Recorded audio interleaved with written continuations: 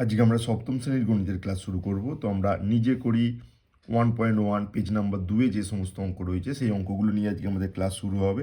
তো দেখো এখানে তোমাদের প্রথমেই যে অঙ্কটি রয়েছে 1 টাকার হাফ অংশ সমান কত পয়সা।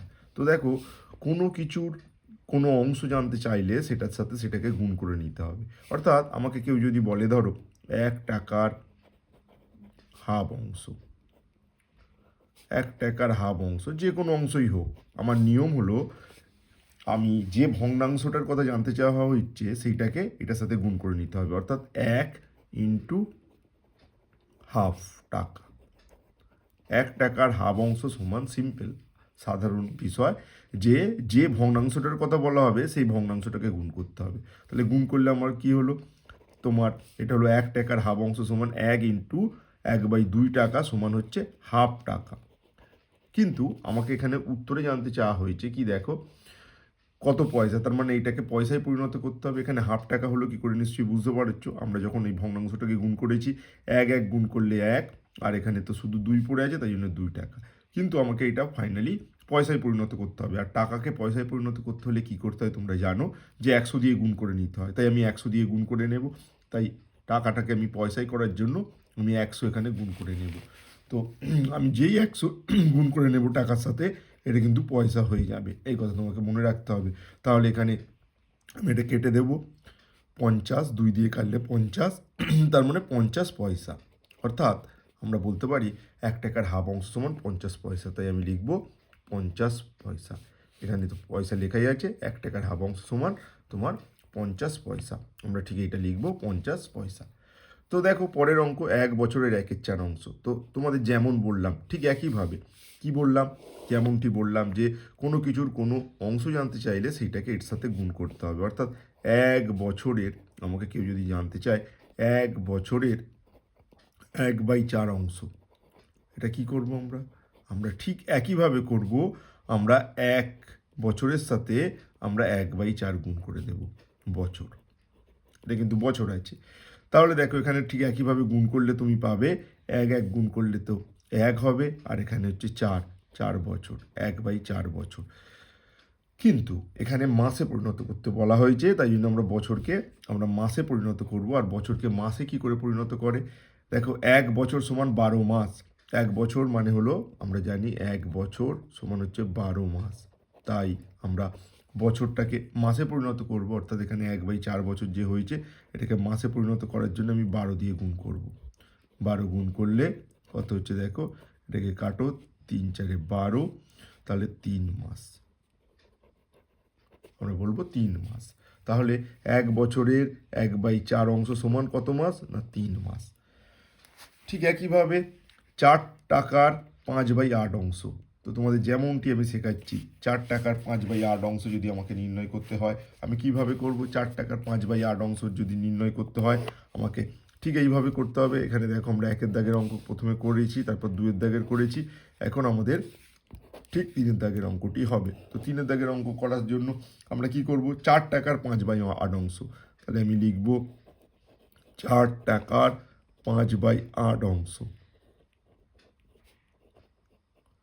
সমান 4 টাকার 5/8 অংশ সমান, তোমাদের যেমন শিখিয়েছি কোনো কিছুর কোনো অংশ জানতে চাইলে সেই ভগ্নাংশটাকে এখানে গুণ করে দিতে হবে। তাহলে এটা টাকা হবে। দেখো এবার যদি এটা টাকা হয় এটাকে আমরা কাটাকাটি করব। তো 4 দুগুণে 8, এটা কাটবে, তার মানে এটা হবে 5/2 টাকা। এটাকে এবার এটাকে আমরা কি করব, এটাকে আমরা মিশ্র করে নেব। 5/2, 5/2 এটা একটা ভগ্নাংশে আছে তাই জন্য এটাকে আমরা মিশ্র করে নেব। তো মিশ্র করে নিলে অর্থাৎ 5/2 এটা যে রয়েছে 5/2কে আমরা কীভাবে মিশ্র করে নিতে পারি, দেখো যদি এরম কোনো ভগ্নাংশ হয় তাকে আমাকে মিশ্র করে নিতে হবে। ঠিক এইভাবে মিশ্র করতে হবে তোমাকে। এই যে 5/2 এটাকে মিশ্র করলে তোমার এখানে 5 2 দুগুণে 4 1 1/2, অর্থাৎ এটা হলো 2.1/2 টাকা। এবার এখানে কিন্তু বলা হয়েছে কত টাকা কত পয়সা।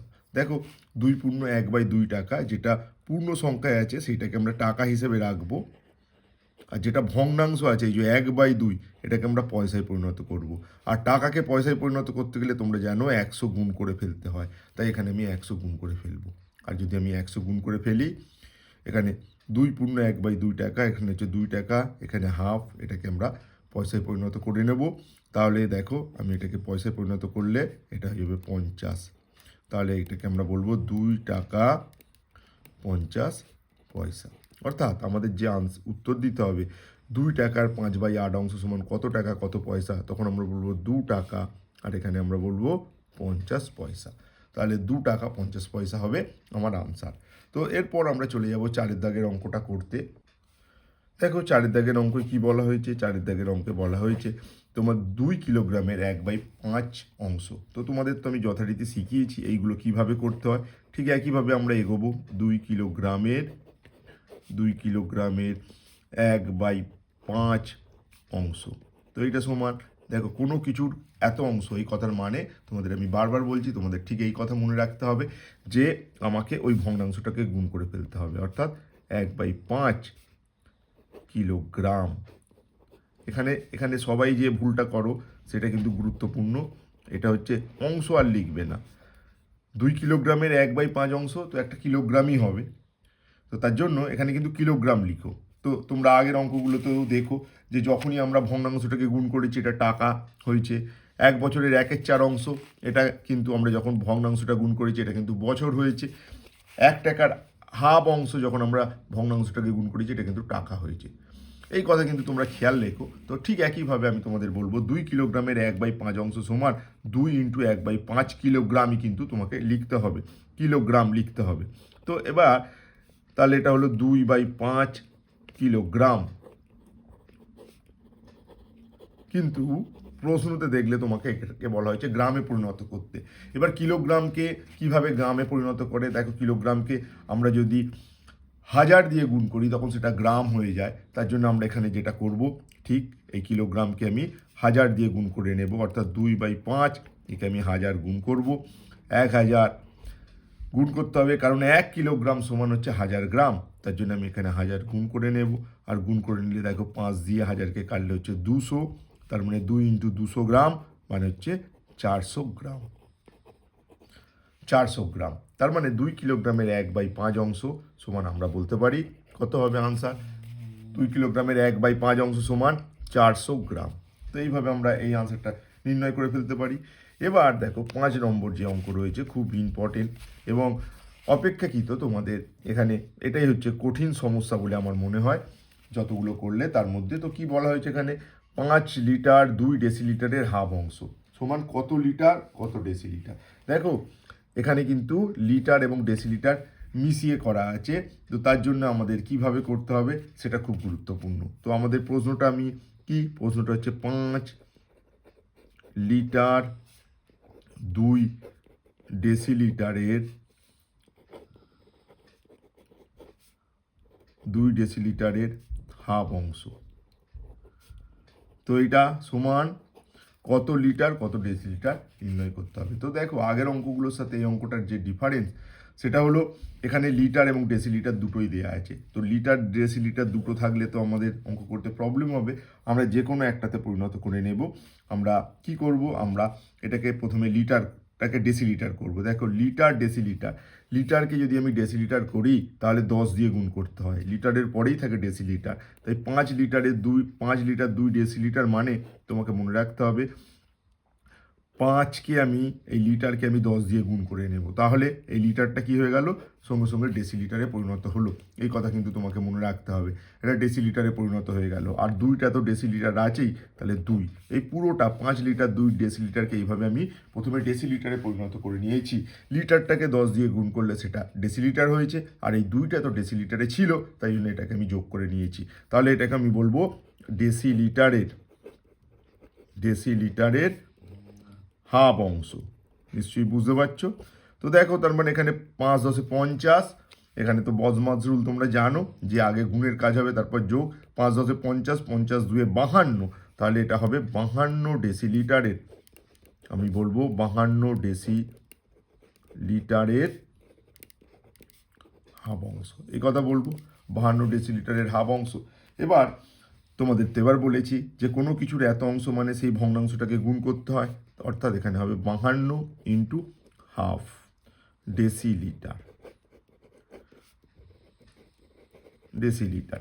তো দেখো এখানে কেটে দাও, কেটে দিলে 52, 2কে 2 দিয়ে কাটলে 26, অর্থাৎ আমার আনসারে আসছে আপাতত 26 ডেসিলিটার। 26 ডেসিলিটার। কিন্তু দেখো তুমি যদি প্রশ্নটা দেখো, প্রশ্নতে কি বলা হয়েছে, দেখে নেব। তাহলে দেখো প্রশ্নতে বলা হয়েছে কত লিটার কত ডেসিলিটার, কিন্তু আমাদের আনসারে কি এসেছে, আমাদের শুধু ডেসিলিটার এসেছে। এবার যেমন লিটার থেকে ডেসিলিটার করতে গেলে 10 দিয়ে গুণ করতে হয়েছে, তেমন ডেসিলিটার থেকে লিটার করতে গেলে কিন্তু 10 দিয়ে ভাগ করতে হবে। অর্থাৎ 26 ডেসিলিটারকে আমি কি করব, 26 যে ডেসিলিটার আছে একে আমি 10 দিয়ে ভাগ করলে এটা লিটার হয়ে যাবে, তো আমি তাই জন্য 10 দিয়ে ভাগ করব। তো দেখো এখানে 2, 20, তাহলে এখানে অবশিষ্ট যেটা থাকবে সেটা ডেসিলিটার, আর এখানে যেটা আমরা পেলাম সেটা হচ্ছে 2 লিটার। অর্থাৎ 26 ডেসিলিটার মানে 2 লিটার 6 ডেসিলিটার। তার জন্য আমি বলবো এটাকে, আমি বলবো 2 লিটার আর 6 ডেসিলিটার। তো নিশ্চয়ই তোমরা তোমাদের যে পেজ নাম্বার 2-এর অঙ্কগুলো রয়েছে তার মধ্যে প্রথম 5টা অঙ্ক আজকে আমরা সমাধান করলাম। পরবর্তীতে আবার তোমাদের অঙ্কগুলো সমাধান নিয়ে আমরা আসছি। তোমরা দেখতে থাকো আমাদের গোল্ডেন রে ইউটিউব চ্যানেল। আমাদের এই গোল্ডেন রে ইউটিউব চ্যানেল তোমরা দেখতে থাকো। এখানে আমরা তোমাদের ক্লাসের যে সমস্ত অঙ্ক রয়েছে সেইগুলো সব আমরা শেখানোর চেষ্টা করব। আশা করি তোমরা আমার চ্যানেল দেখলে পরীক্ষায় উপকৃত হবে। ধন্যবাদ।